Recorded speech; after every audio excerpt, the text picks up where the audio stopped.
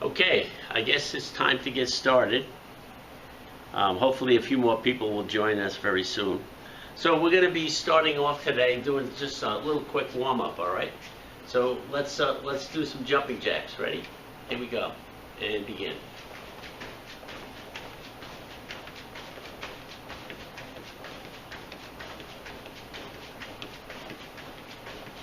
And yame. Hands on your hips.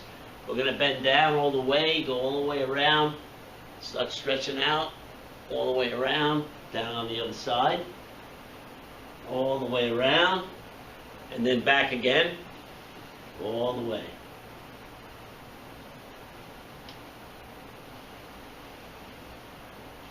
Awesome. All right, let's get in the straddle stance. Make sure your legs are bent. Put your right hand out, nice tight fist, left hand in the chamber. We're going to do some punches with ki eyes. Ready? Hey! Hey! Hey! Hey! Hey! Hey! Let's bring them up to the face now. Ready? Hey! Hey! Hey! Hey! Make the legs really wide. Let's stretch down, all the way down. Grab your ankles. Hands in the middle. Head over to the right, head over to the left, back to the center, a little wider. Stretch down the middle, stretch down on the right, and on the left. Very good. Hopefully you can see me. We're going to do some crunches, okay? So let's get on our backs. Here we go. Ready? Ichi, ni, san, shi, go, roku, shichi, hachi, ku, ju. Okay, everybody up. Here we go. Good. All right, we're going to work on some stances today. We're going to review the stances and the stepping that goes along with them. All right? So first thing we're going to do is get into a good front stance. So let's pick your left foot, put it behind you. Front knee bent, back leg straight, body nice and straight, not leaning over or anything, all right? Put our hands up. And now what we're going to do is we're going to do some U-stepping. So we're going to take that rear foot, bring it in close, and bring it up and step forward. Good. Let's step back now. Let's step back again. And one more. Now stepping forward. Height. Height. Height. So every time you land, you should be in a good front stance. Nice and big, nice and wide. Front knee bent, back leg locked out straight. Good. All right, let's take that stance and let's go to a horse stance. So a squared off horse stance would look like this, right? Go back a little bit, you can see better. Here you go. But normally we practice our horse stances from the side. So let's start off with the right side, a left side facing horse stance. So both toes should be pointed that way. You're looking to the front, the hands are up, right? So we can step a couple of different ways from here. So one of the things we're going to start off with is stepping across the front. So I'm going to go back a little bit more so you can see my feet. I'm going to step across the front. The toes always keep pointing that way, and then back over. So let's try it again. Step, step. One more. Step, step. Good. Now we'll turn to the rear. Now let's turn back again to the rear. I think what we'll do is we'll turn this way now, right? Turn this way. We're still going in this direction with the left side forward. So here we go. Step, step, step, step. Now a nice quick step. This is one full step. Now from here we're going to turn to the rear. We're going to go back. You're going to come towards me. Here we go. Step, step. Step, step. Step, step. Good. All right, awesome. So those are cross steps across the front. So let's back up a little bit again. And face this way. And we're going to be stepping across the back now. So the rear foot's going to step across the back. 1, 2.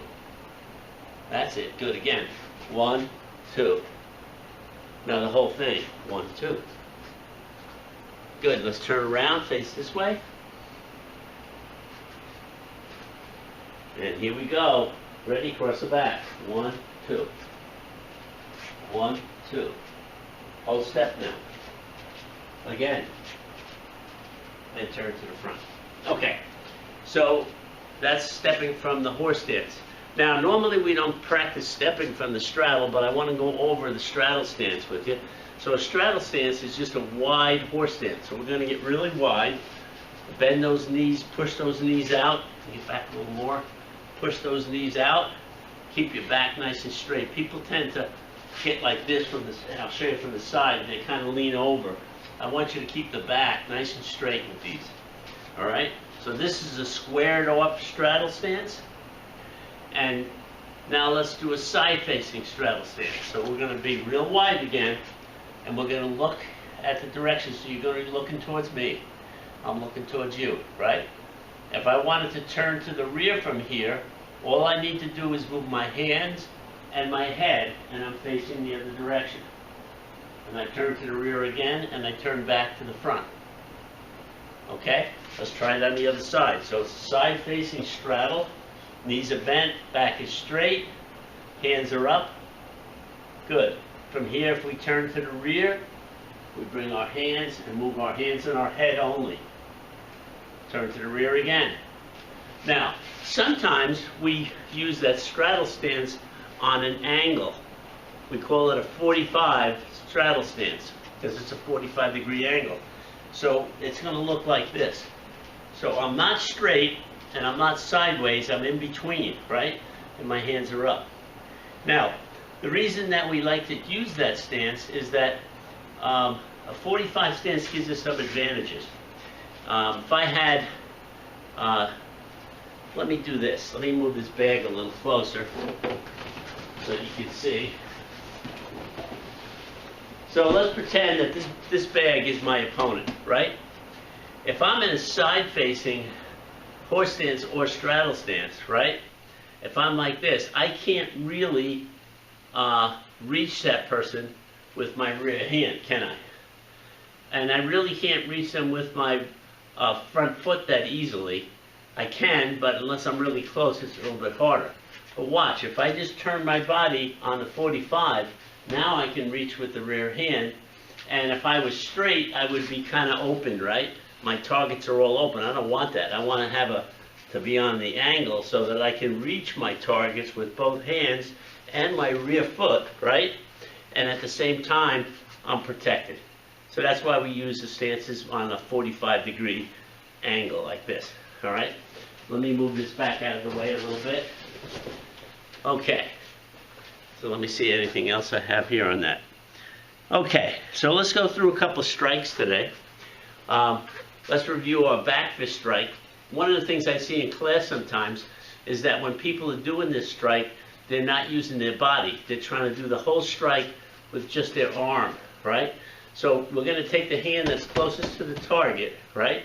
In this case, it'll be your left hand, and you're going to put it all the way, well, if you're facing that way, it's your right hand, all the way back on your shoulder, and this hand is protecting, and we're going to strike with a back fist strike into the target. Now, I want you to look at my fist position. I turn my knuckles in. I don't want to hit with this part because these bones are really small here, right? And if I tried to strike somebody and I hit them maybe in the head, I'm going to probably break my hand, right? So I want to have my hands turned in so that the knuckles, the big knuckles, are the ones that are going to hit the target, okay? So, as I mentioned before, if we just use our arm, there's not going to be much power behind it, right? So I can increase the power two ways, right? So one of the ways, oh, you got a pad there, awesome. So one of the ways that we can improve the power is with a ki, right? So let's just do a ki and strike it. Ready? Hey! Ready? Hey! But you see, it's still not really strong because I'm not really using my body. So what I need to do with this is turn my body a little away and then back in and then strike. So when I do that, you see the difference? So you want to use your whole body. So you twist and then drive in. Let's try 3 more strong ones. Ready? Hey! Ready, height. Ready, height. You see the difference? All right, let's try the other side. And I'm going to keep doing this side because I'll be out of the picture if I go in here. So here we go. Bring it all the way back. Going to twist the body, turn the knuckles into the target. Remember, those hips, where the power comes from. Ready, height. Ready, height. Ready, height. Ready, height. Awesome. Good job. All right, so that is a back fist. So the next one we're going to do is very close to that, very similar to that, but it's a hammer fist, right? Now, here's the advantage of the hammer fist. If you're hitting with this edge of your hand, right? This side edge of your hand on your pinky side, but not on the end by the bone, but further back onto your hand, this is really a strong part of your hand. You can hit something pretty hard there, like, for example, somebody's head, without really hurting yourself, right? So it's a good strike to use on a hard target, like the face or the head area, right? So we're going to be using hammer fist strikes the same way. Remember, start way back, not just here, but way back on the back of your shoulder, twist the body, and drive into the target. So let's try 3 really strong ones. Ready, height. Ready, height. Ready, height. Right? So key-eyeing and twisting is going to generate the power. So why don't you switch your feet, and let's try the other side. And I'm going to just stay over here so you can see me. Here we go. Ready, height. Ready, height. Ready, height. Awesome. So that's our hammer fist. Okay? All right. We're going to do some kicks now. And we're going to start off with the snap kick. So we have 2 types of side kicks that we teach in our Goshin Karate. One of them is a thrust kick. That's a much stronger kick. It's a much more powerful kick, and we get our body into that kick a lot more. The difference in that kick, though, it is not as fast. A snap kick is much quicker, although it doesn't quite have the power. You can kind of think of it this way. Using the hands, a jab is close and it's fast, but the power hand is the rear hand, right? That's the one that's going to generate the power. Think about a snap kick being a jab and a thrust kick being a cross, really a more powerful technique, right? So today we're going to be working on the snap kick. We usually don't do snap kicks on pads. We do the thrust kicks on pads. So we're going to do these in the air today, okay? So I want you to get on a left side facing horse stance and face me. And put your hands up looking at me. We're going to be kicking with the front closest to the target. And we're going to snap out. Here we go. Ready, height, nice. Ready, height, nice. Ready, height, nice. Keep your hands up. Ready, height, nice. Ready, height, nice. Ready, height, nice. Good, and one more. Ready, height, nice. And let's switch around. Again, always looking at your target. Ready, height, nice. Ready, height, nice. Ready, height, nice. Ready, height, nice. Ready, height, nice. Ready, height, nice. So that's our front snap, or side snap kick, sorry. So we're going to be working now on a knee kick, So a knee kick is a close-in weapon, right? We use a knee kick when we're really close. And we're going to try these first in the air, and then if you have a pad, you can use the pad on these, all right? So let's start off with the regular knee kick. We always like to use the rear knee, so let's get in the front stance. Put that foot way back. Let's pretend we're going to grab onto our opponent and pull him into you and drive the knee up, right? Now, I always tell my students not to pull straight back, because if I had somebody, if this is my opponent, and I pull him straight back and I throw my knee, when I hit him in the groin, his head's going to go like this. And he's going to headbutt me right in the face. So I always explain that when you throw the knee kick, you know, you pull the person off to the side. You pull the head down to the side when you throw the kick. Now, where the toes point, the toes should always point downward so you don't get your foot caught on, you know, a coat or some pants or something else, right? So always point your toes down. So here we go. pull in, grab on, knee kick. Ready, height, ice. Ready, height, ice. Ready, height, ice. Ready, height, ice. Good. Point those toes down. Ready, height, ice. Good strong key eyes. Ready, height, ice. And one more. Ready, height, ice. Switch feet.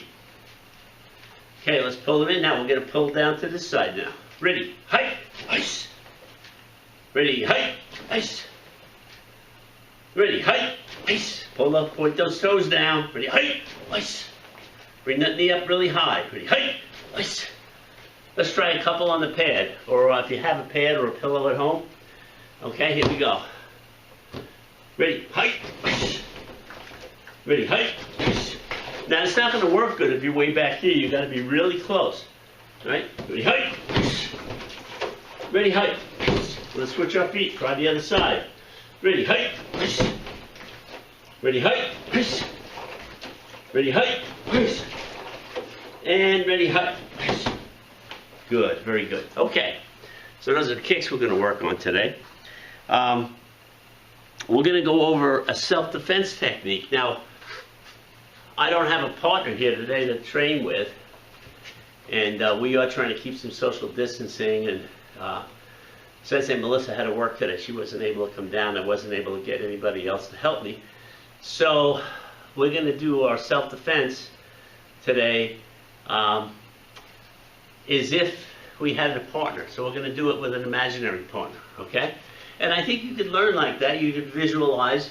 I think you can learn. Sometimes you actually learn better by doing this because you're really thinking about each move and you're visualizing it. You're kind of seeing it even though we don't have anybody here, okay?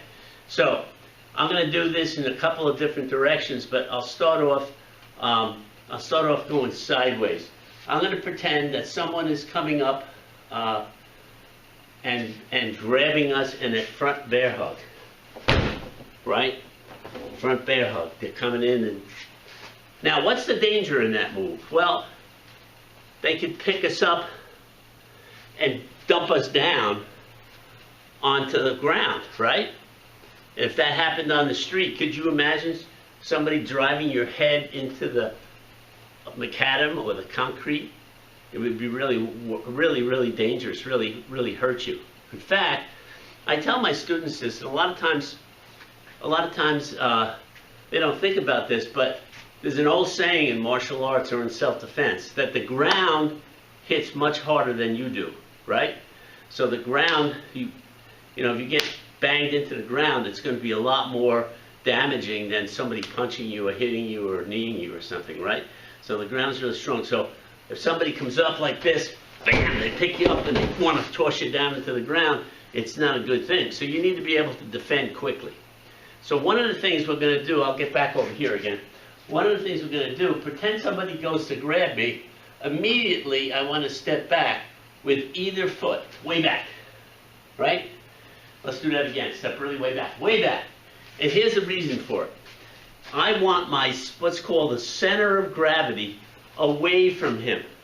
The further my body weight is away from him, the harder it is for him to lift me. Let me show you what I'm talking about.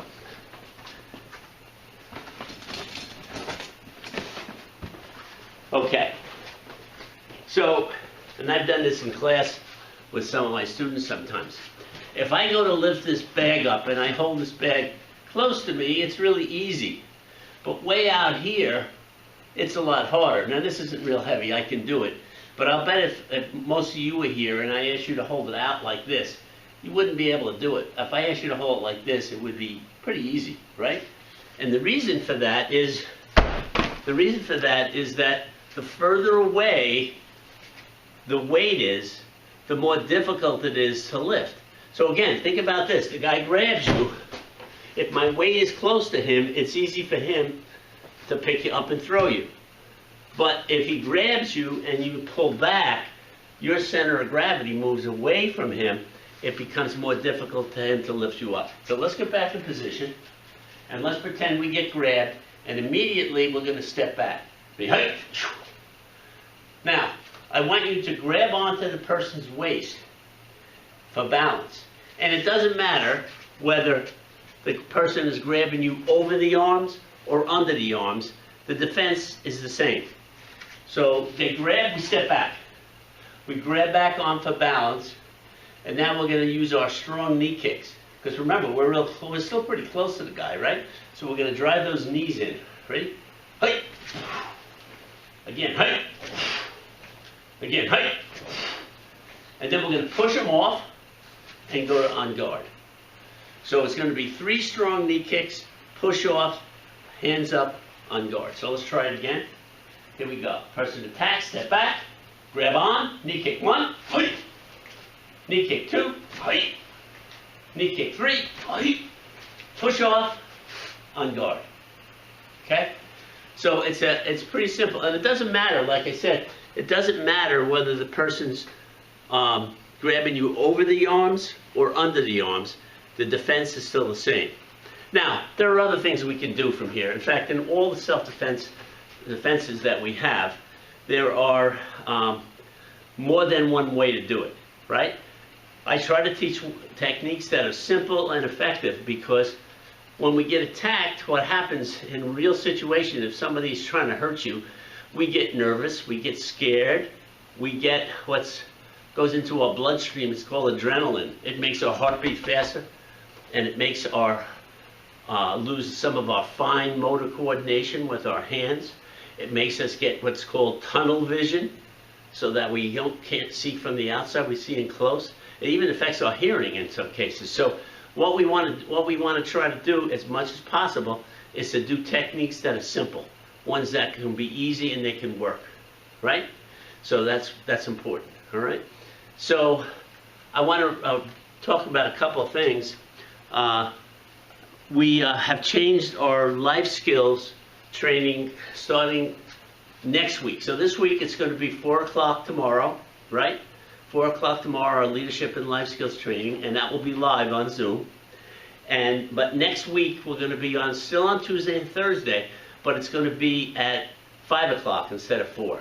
Okay? I think that might be a better time. We get more people to be able to do it. So this week it's still 4. Next week, Tuesday, Thursday at 5 o'clock. All right? The other thing I want to remind you about, I'm not sure if you all heard that or not, but we have a team challenge, right? And this week's team challenge is push-ups. And here's the goal. The goal is, so number 1, do as many push-ups as you can do today.